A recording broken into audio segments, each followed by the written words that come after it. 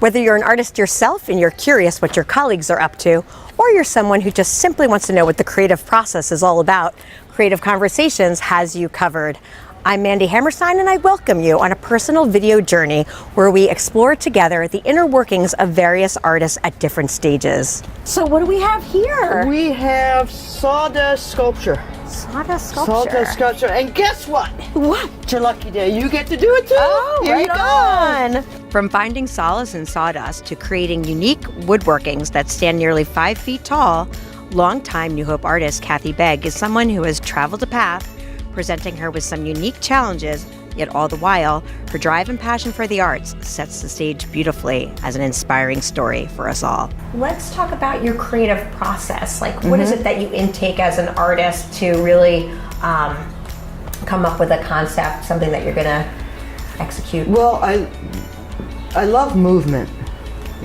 So most of the work I do has some type of movement in it. And with Parkinson's, you lose your movement. So that's kind of important. It's one way of me coping with it. Cathy helped heal herself by playing with the forgiveness and abstract appeal of a sawdust sculpture formula she had created herself. It was this formula that aided her in gaining the mechanics back necessary to eventually create great art again, followed by confidence to springboard from sawdust artworkings to impressive solid wood sculptures. I'm curious what you love most about wood. What is it that draws you to it? I think what draws me to it is the grain. I love the grain. I love when you work with it, and the more you work with it, more of the grain that comes out. I love shaping it. You know, a lot of people think wood is really, really hard, and it is, but there's some parts of it that just kind of glide away when you work with it. My father was a woodworker. He was? Yeah, he liked to build cabinets and all that type of stuff, and my mom was a seamstress, so I've always been around wood, so I just love it. When Cathy became ill with her neurological events, she lost all ability to move the entire right side of her body. And then I got sick and lost my ability to draw. So that's when I started with the sawdust, because I didn't know what direction it was going. And it's like Play-Doh, you know what I mean? I could just move it any way I want without much energy. But when you lost that ability to mechanically execute what's in your mind as a creator, that must have been, I don't even need to say how devastating that must have been for you. Well, I tend not to get devastated. Oh, I like that. I tend to try to find a solution for things. What seems to keep her inspired and creating strong?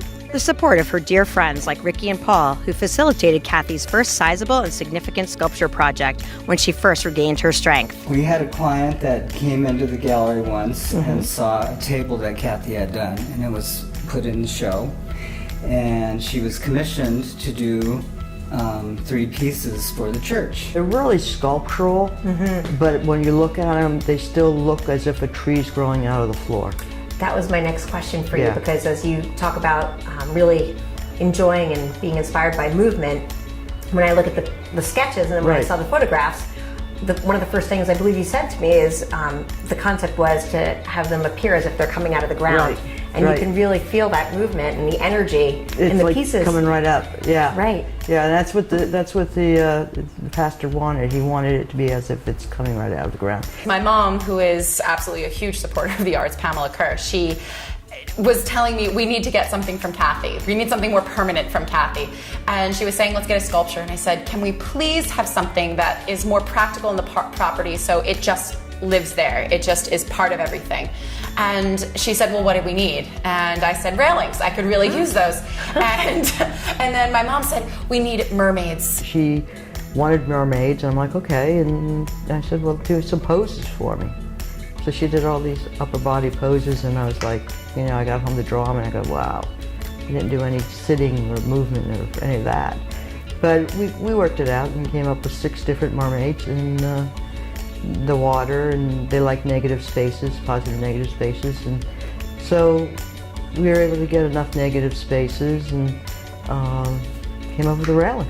Lastly, if you want to learn more about Cathy, you can easily find her on Facebook or on any given day in her New Hope studio at 43 West Bridge Street. This is where you'll not only find her, but the works of other artists she enthusiastically supports and represents too.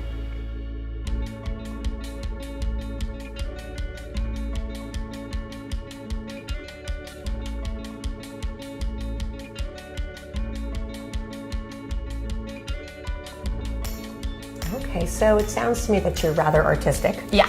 And you probably, with that said, have some pretty good taste. I'd like to think so. At least when it comes to the you arts, tell me. right? So.